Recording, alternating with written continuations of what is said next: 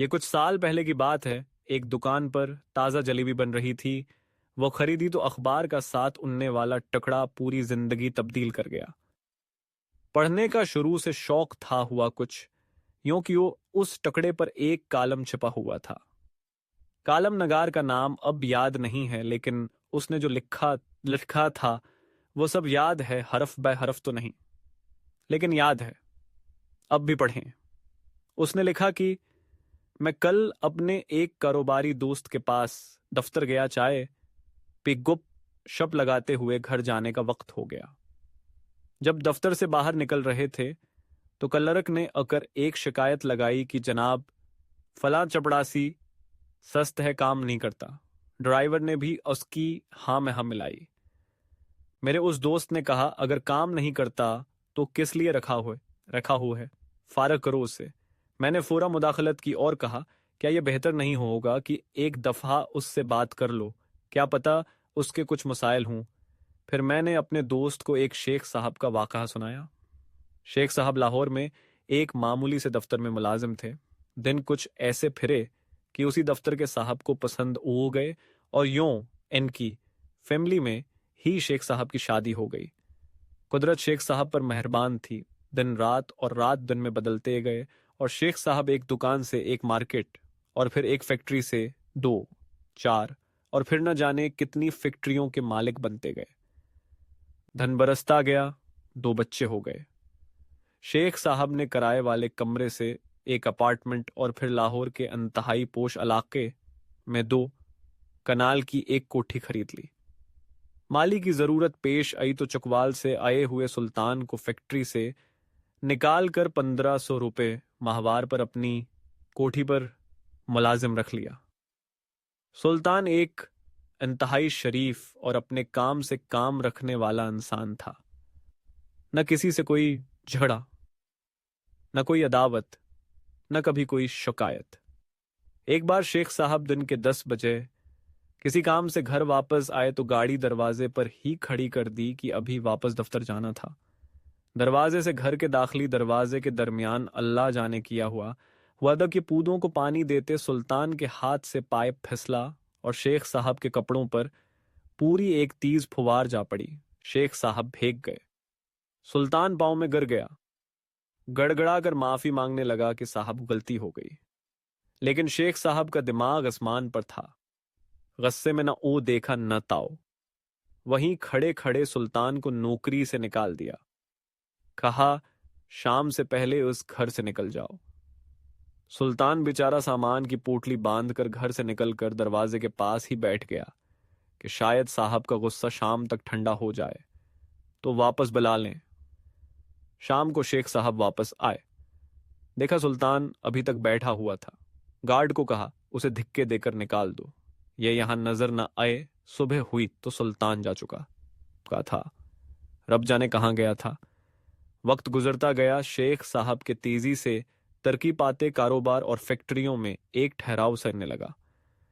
کاروبار میں ترقی کی رفتار آہستہ آہستہ کم پڑتی گئی، لیکن شیخ صاحب زندگی سے بہت مطمئن تھے۔ پھر ایک فیکٹری میں آگ لگ گئی، پوری فیکٹری جل کر راکھ ہو گئی، کچھ مزدور بھی جل گئے۔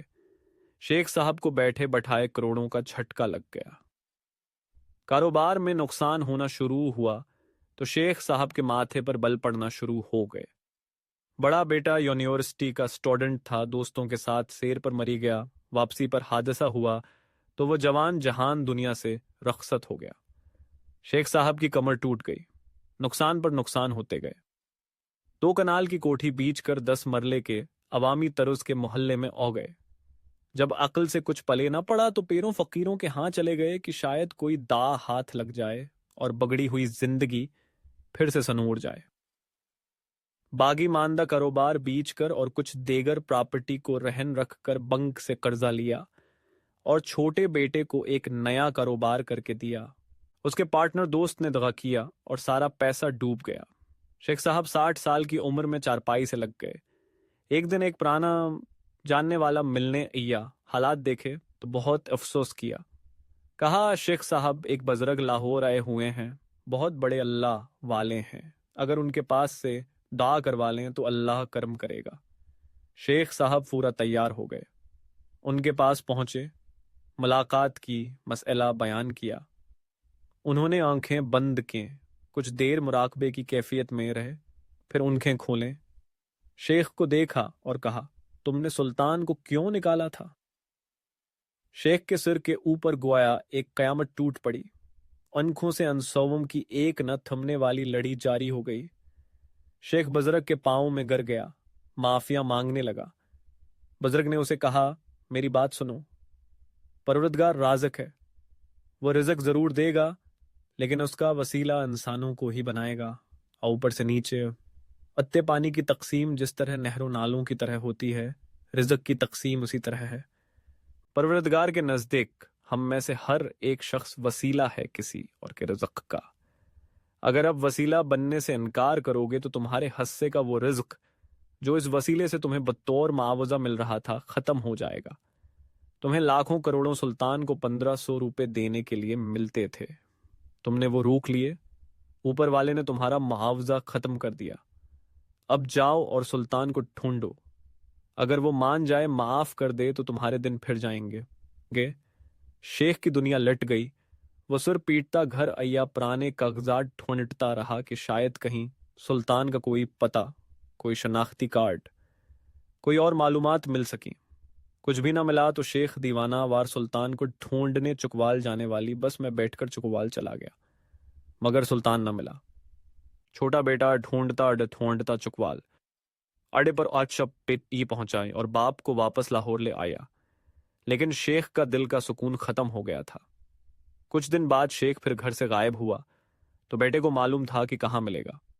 وہ چکوال پہنچا تو دیکھا باپ زمین پر بیٹھا سر میں راکھ ڈال رہا تھا اور کہہ رہا تھا، سلطان تم کہاں ہو سلطان تم کہاں ہو؟